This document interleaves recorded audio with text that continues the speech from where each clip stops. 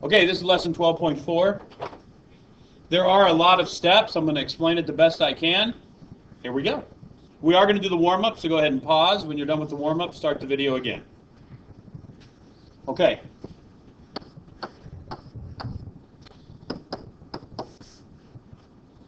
-3 plus 2. Now, we've had kids raising their hand to ask questions when there's no reason to ask any questions at this step right here. Okay? This is not a question step. All right? If you don't know how I got 3 and 2, you need to do this. 1 times -1 times 6, 1 times -6. Well, that doesn't equal -1, so those don't work. 2 times -3, -2 times +3. Okay, this equals -1 when you add them together. Remember, two numbers multiplied together to give you -6, but add up to give you -1. That's how I got -3,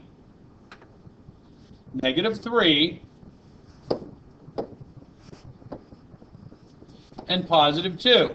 Okay? Now, at this, there are no questions to ask here. I've told you how to get your multiples. You know how to put it in. This is not the question phase. And there's no reason to ask a question like, did I do this right? No reason to ask that. Why? Because, look, x squared plus 2x minus 3x minus 6 equals x squared minus 1x minus 6. Oh, I know I did it right. I go ahead and work the problem back out. Now, if you work the problem back out and you don't get your original answer, then that's the time to ask questions, okay? We have to stop asking questions every step of the way. You have to start thinking for yourself. This squared should be right here. It's going to be x plus 2, x plus 3. Now, this is just like the CRT we're going to take. I'm going to do this without doing any math at all. 18 times 18 is not 36. It's a pretty big number.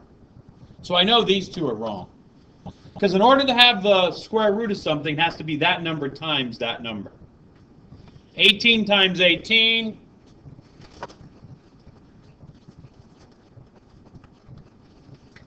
324. 18 plus 18 is 36. See what they're doing to try to trick you? This one right here, where's my z? So the answer has to be D. I didn't do any math to get that answer. All I had to know was to take something out of the square root, you have to have a pair. 6 times 6 is 36. Y squared is y to the 4th. That z should be, or x squared, sorry. X to the 4th, x squared, y to the 6th is y third, z squared is z. Okay, here we go. I'm going to skip this right here. You don't have this page on your notes, do you? Okay. I'm going to skip that page, and we're going to actually write it out right here. We're going to use this area right here to write some notes. Now,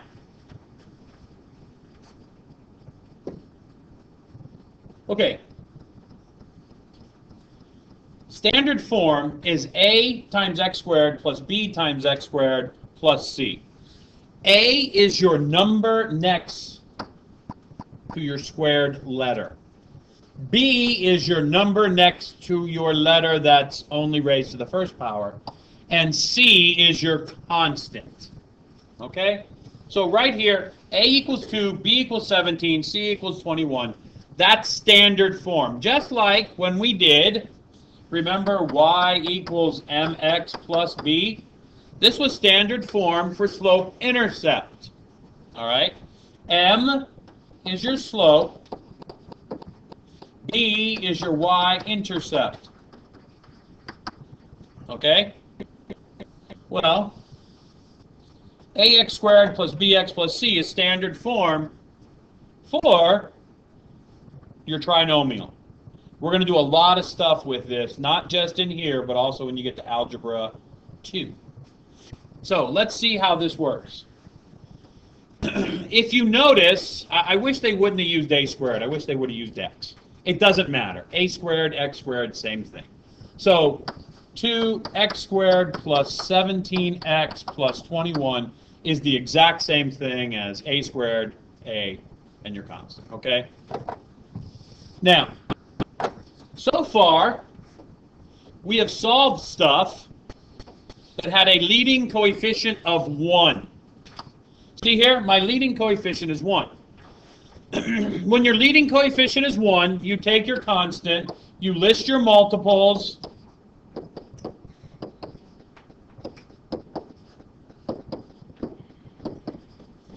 and you find the one that works, and you just throw it into your parentheses. That's all you do. When your leading coefficient is not 1, we have to do things a lot different. Here's what we do. Number 1, we multiply A times C. And some of you are looking at A times C, what are you talking about? What is A times C, kids? What does A equal? 2. What does C equal? 21. So this is really 2 times 21, which equals 42. Now, 42 is now what I'm going to list multiples for. I don't list multiples for 21. I list multiples for 42. So step 2 is list all multiples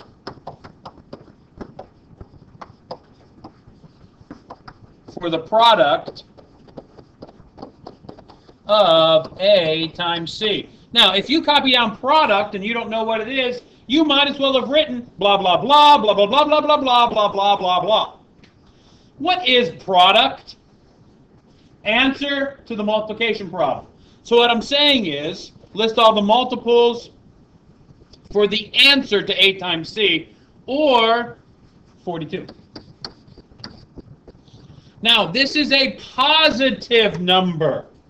Because you kids don't understand how signs work with multiplication, you're at a disadvantage. So, I can get 42. What number do I start with, kids? 1. 1 times 42, but I can also get positive 42 with negative 1 times negative 42. Now, what do they need to add up to? 17. They still need to add up to the middle number. So, I multiply to get 42, I add to get 17. 1 plus 42 is 43. Negative 1 minus 42 is negative 43. Are any of those going to work? So what do I go to next? 2. 2 times what? 21. And negative 2 times negative 21. So this equals 23 and negative 23. Neither one of those are 17, are they? Will 3 work? I don't know, so I get out my handy-dandy calculator. 42 divided by 3 equals 14. Somebody said no, please check. So now, in order to get 42, I have 3 times 14 and negative 3 times negative 14. This equals 17, this equals negative 17. Will one of these work? Yep. There we go. So, after I find the multiple that works, this is step 3.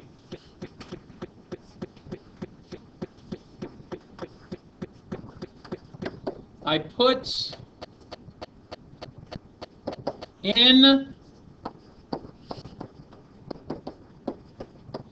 parentheses like before. Just like the last unit. Okay, so how did I do it in the last unit? What did I do?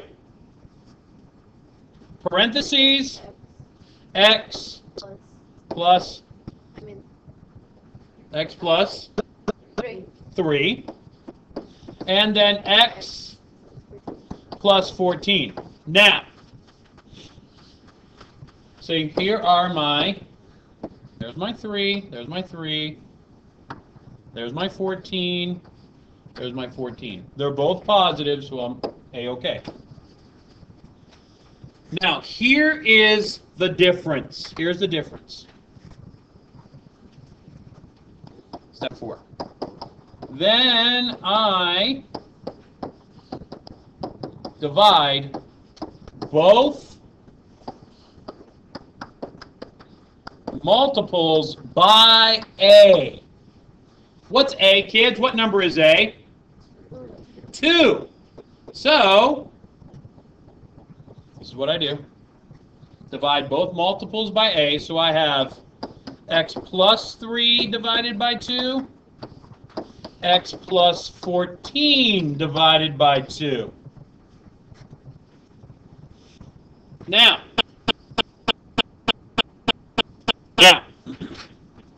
put into your calculator 3 divided by 2. What does it tell you?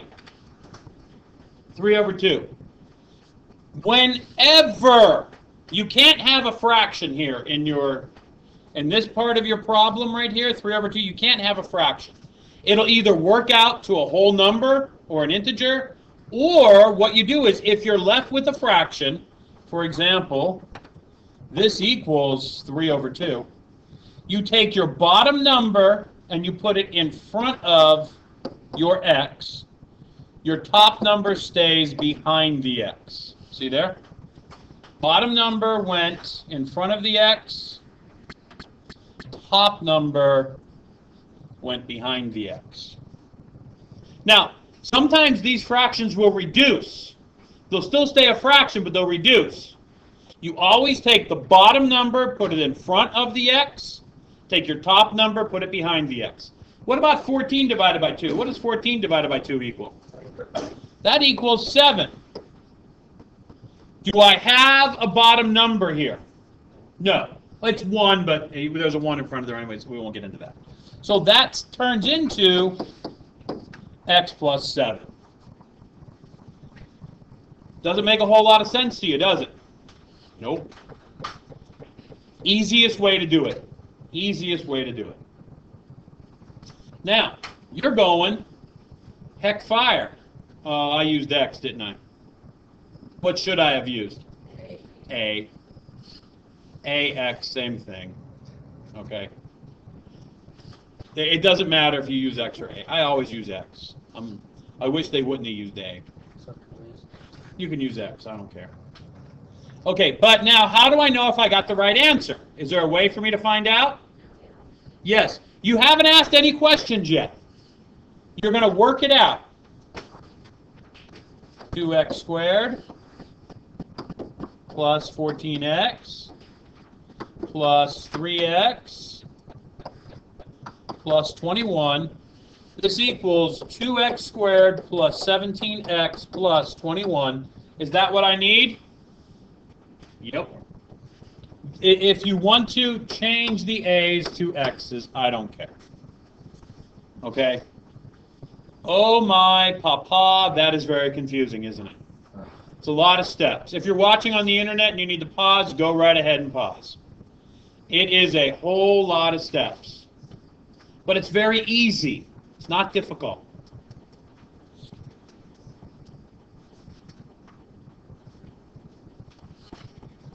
You multiply A and B, then when you get your multiples, you divide by A.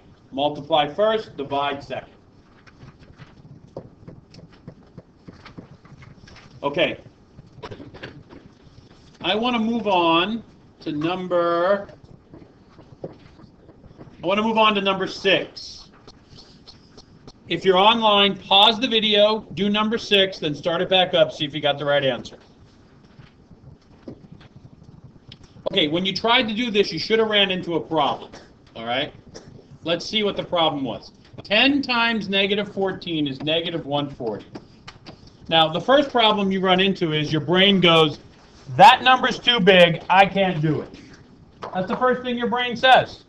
And you have to, obviously, your brain said that. And you can either give in to that and sit and do nothing, or you can decide, no, I can do this. Because Mr. Young told me to start with what? Oh, but that seems like it's going to take forever.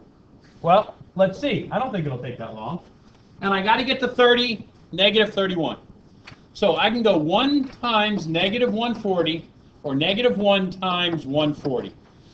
When this is negative, you have to list both because you guys will forget that the other one could be negative. So you list both. Now, this is not going to equal negative 31, is it? So what number do I go to? So negative 2 times what? 70.